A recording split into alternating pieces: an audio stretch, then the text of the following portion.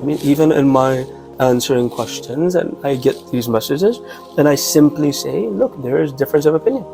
And they will respond with, no, all of you are wrong, we're the only ones right. This style is very problematic.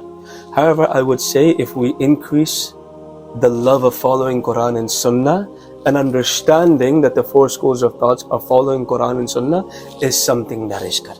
So if you hear something in the Quran, you go to a scholar, they will explain it to you. You hear a Sunnah, you read a Hadith, go to a scholar, have them explain the Sunnah to you so you can bring the Sunnah in your life. But to say, I'm going to open up Bukhari and now I'm going to make my own decisions, this is problematic.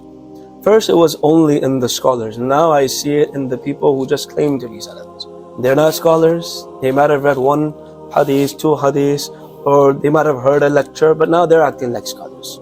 I remember maybe 2-3 months ago, I posted that according to the Hanafi school of thought, when Fajr Salah is going on in the masjid and you haven't prayed your sunnahs, if you feel confident, you will catch the congregation, then you should pray your sunnahs. And Abdullah ibn Mas'ud radiyallahu ta'ala in narration, he would pray behind the pillar.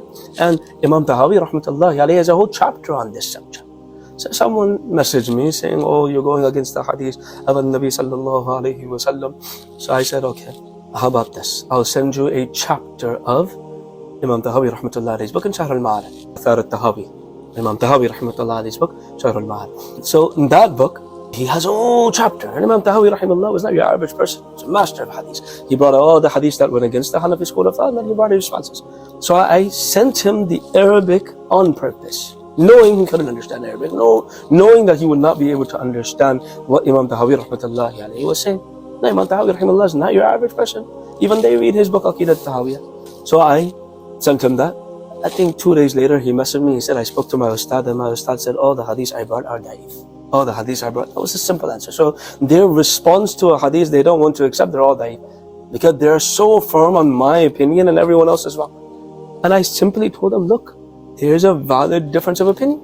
As a matter of fact, some mazhabs say that no, you should not pray your sunnahs, you should pray your fajr, and you should pray the sunnahs right after fajr. And the Hanafis will bring the hadith saying, no, you can't pray after fajr. But they have their evidences too. We're not arguing with them. We're saying, okay, it's a valid difference of opinion. If someone does rafa yadayn and the Hanafi school of thought doesn't do that, we're not going to be like, their salah doesn't count. This is a valid difference of opinion. But for them, there's no such thing as a valid difference of opinion. It's what they believe, and that is the only correct answer, and that's what becomes problematic with them.